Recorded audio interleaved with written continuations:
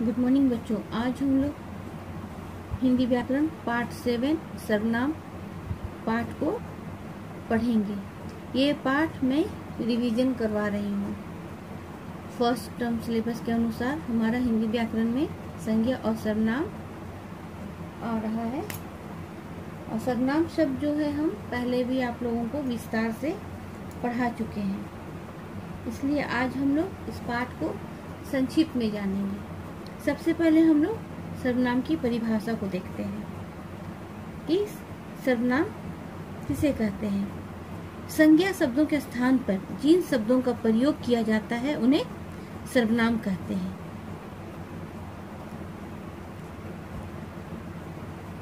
हम लोग किसी भी व्यक्ति का या बच्चे का बार बार नाम के द्वारा नहीं पुकारते हैं, जैसे कि प्रभात खाना खाया, प्रभात स्कूल गया, प्रभात अभी खेल रहा है, तो ये वाक्य कुछ अटपटा सा लगता है, इसलिए इसको हम लोग उस स्थान में सर्वनाम का प्रयोग करते हैं। अब हम लोग सर्वनाम के भेद को पढ़ेंगे। सर्वनाम के 6 भेद हैं। पहला पुरुषवाचक सर्वनाम, दूसरा निश्चयवाचक सर्वनाम, तीसरा अनिश्चयवाचक सर्वनाम, चौथा संबंधवाचक सर्वनाम, पांचवा प्रश्नवाचक सर्वनाम, छठा निजवाचक सर्वनाम। अब हम लोग पहला सर्वनाम को पुरुषवाचक सर्वनाम को देखेंगे। यहाँ पर जो सर्वनाम शब्द बोलने वाले, सुनने वाले और जिसके विषय में बातचीत की जा रही है उनके लिए प्रयोग किए जाते हैं, उन्हें पुरुषवाचक सर्वनाम कहते हैं। जैसे मैं, तुम, वह आदि। यहाँ पर मैं, तुम, वह आदि जो है सर्वनाम शब्द है। पुरुषवाचक सर्वनाम के भेद। पुरुषवाचक सर्वनाम के 3 भेद हैं: उत्तम पुरुष, मध्यम पुरुष और अन्य पुरुष। उत्तम पुरुष में मैं, मैंने और हम शब्द बोलने वाला स्वयं अपने लिए प्रयोग करता है, तो अतः ये उत्तम पुरुष सर्वनाम है। और मध्यम पुरुष तुम, तुमने, तुम लोग, ये शब्द सुनने वाले के लिए प्रयोग किए जाते हैं, अतः ये मध्यम पुरुष सर्वनाम है। अन्य पुरुष वह, उसने, वे। वह, उसने, वे शब्द अन्य पुरुष के लिए प्रयोग में लाए गए हैं, अतः ये अन्य पुरुष सर्वनाम है। अब हम लोग निश्चयवाचक सर्वनाम देखेंगे। जो सर्वनाम शब्द किसी निकट, पास या दूर के व्यक्ति या वस्तु की निश्चित बोध कराते हैं उन्हें निश्चयवाचक सर्वनाम कहते हैं। इसे संकेतवाचक सर्वनाम भी कहा जाता है, जैसे यह, वह, ये। जैसे कि यहाँ पर है, यह मेरा मोबाइल है, वह मेरा विद्यालय है, वे मेरे नाना जी है। अब हम लोग अनिश्चयवाचक सर्वनाम पढ़ेंगे। जो सर्वनाम शब्द किसी निश्चित व्यक्ति या वस्तु के विषय में जानकारी नहीं देते उन्हें अनिश्चयवाचक सर्वनाम कहते हैं। जैसे चाय में कुछ पड़ गया, दिल्ली से कोई आ रहा है, यह किताब किसी ने दी है। तो यहाँ पर कुछ, कोई और किसी, ये जो शब्द है अनिश्चय शब्द है, इसलिए मतलब हम लोगों को मालूम नहीं है कि चाय में क्या गिर गया, दिल्ली से कौन आ रहा है, तो हम लोग निश्चिंत नहीं है, इसलिए हम लोग इसको अनिश्चित सर्वनाम कहते हैं। चौथा संबंधवाचक सर्वनाम। जो सर्वनाम शब्द वाक्यों में प्रयोग किए गए दूसरे संज्ञा या सर्वनाम शब्द से संबंध बताने के लिए प्रयोग किए जाते हैं उन्हें संबंधवाचक सर्वनाम कहते हैं। जैसे जो पढ़ रहा है वह विद्यार्थी है, जिसकी लाठी उसकी भैंस। यहाँ पर जो, वह, जिसकी, उसकी, ये संबंधवाचक सर्वनाम है। प्रश्नवाचक सर्वनाम। जो सर्वनाम शब्द किसी व्यक्ति, वस्तु या स्थान के संबंध में प्रश्न पूछने के लिए होता है उन्हें प्रश्नवाचक सर्वनाम कहते हैं। जैसे आप क्या कर रहे हैं, देखो बाहर कौन आया है, या भिक्षा किसको दे रहे हो। तो यहाँ पर क्या, कौन, किसको, ये सभी जो है प्रश्नवाचक सर्वनाम हैं। अब हम लोग निजवाचक सर्वनाम को देखेंगे। जो सर्वनाम शब्द स्वयं अपने लिए प्रयोग किए जाते हैं उन्हें निजवाचक सर्वनाम कहते हैं।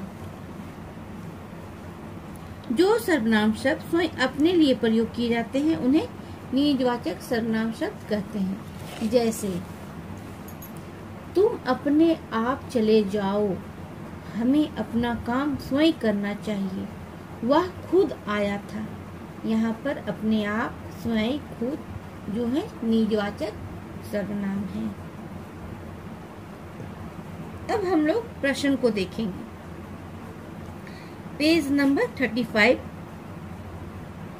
उसका प्रश्नोत्तर, अभ्यास का प्रश्नोत्तर है। सर्वनाम किसे कहते हैं, उदाहरण सहित लिखिए।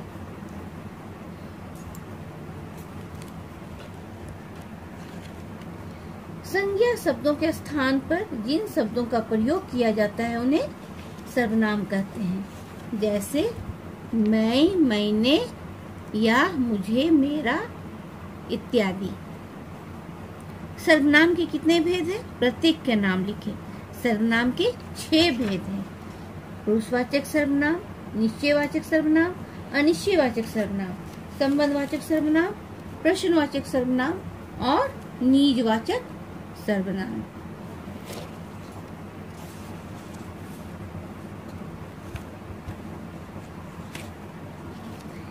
निश्चयवाचक सर्वनाम और अनिश्चयवाचक सर्वनाम की परिभाषा उदाहरण सहित दीजिए। निश्चय और अनिश्चय। निश्चयवाचक सर्वनाम, जो सर्वनाम शब्द किसी निकट मतलब पास या दूर के व्यक्ति या वस्तु के निश्चित बोध कराते हैं उन्हें निश्चयवाचक सर्वनाम कहते हैं। इसे संकेतवाचक सर्वनाम भी कहा जाता है। उदाहरण है इसका, यह मेरा मोबाइल है, वह विद्यालय है, ये मेरे नाना जी हैं। अनिश्चयवाचक सर्वनाम, जो सर्वनाम शब्द किसी निश्चित व्यक्ति या वस्तु के विषय में जानकारी नहीं देते हैं उन्हें अनिश्चयवाचक सर्वनाम कहते हैं। जैसे चाय में कुछ पड़ा है, दिल्ली से कोई आ रहा है। अब हम लोग उचित सर्वनाम शब्द चुनकर खाली जगह भरेंगे। खाली डेस यहाँ पर जगह है, यहाँ कूड़ा करकट ना डाले। आप यहाँ कूड़ा करकट ना डाले, यहाँ पर होगा आप। तुम्हारे पास कितनी पुस्तकें हैं? वहाँ तालाब में कुछ मछलियाँ तैर रही है। दरवाजे पर कौन आया है?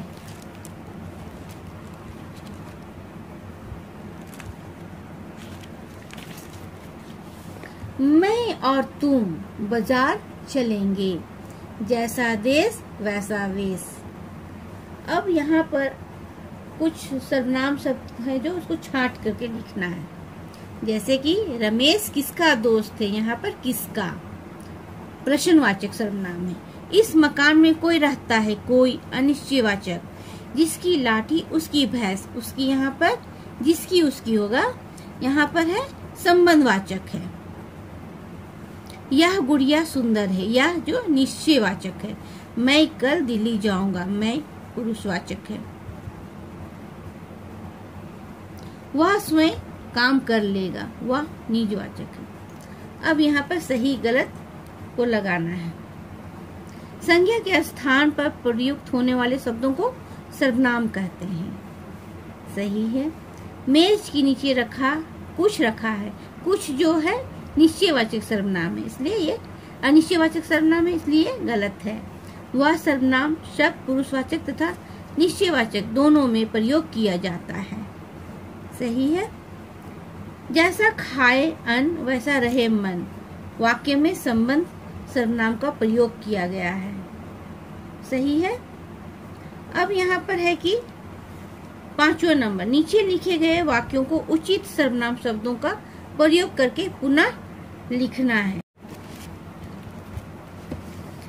आज रविवार है, श्याम माँ के साथ बाजार जा रहा है। श्याम के पिता घर पर अखबार पढ़ रहे हैं। श्याम की बहन गुड़ियों से खेल रही है। श्याम का माली पौधों को पानी दे रहा है। श्याम के दादाजी धूप सेक रहे हैं। इस सेंटेंस में या वाक्य में श्याम जो शब्द है वो बार बार आया है। इसको हम लोगों को उचित सर्वनाम शब्द को प्रयोग करके पुनः फिर से इस सेंटेंस को लिखना है। तो हम लोग इस प्रकार लिखेंगे। आज रविवार है, श्याम अपनी माँ के साथ बाजार जा रहा है। उसके पिता घर पर अखबार पढ़ रहे हैं। उसकी बहन गुड़ियों से खेल रही है। उसका माली पौधों में या पौधों को पानी दे रहा है। उसके दादाजी धूप सेक रहे हैं। अब यहाँ पर 6 क्वेश्चन को देखेंगे। दिए गए सर्वनाम शब्दों से खाली जगह भरिए। दशहरा के दिन खाली स्थान विद्यालय बंद रहता है। दशहरा के दिन सभी विद्यालय बंद रहता है। उस दिन रामलीला मैदान में यह त्योहार को मनाया जाता है। मैदान के बीच में रावण, मेघनाथ व कुंभकर्ण के पुतले खड़े किए जाते हैं। शाम को इनके पुतले जलाए जाते हैं। मेले में लगी दुकानों से सभी लोग कुछ न कुछ खरीदते हैं। यह त्योहार सत्य पर असत्य की जीत का प्रतीक है। तो यहाँ पर बच्चों हम लोग देखें कि सर्वनाम शब्दों से खाली स्थान को भरते हैं।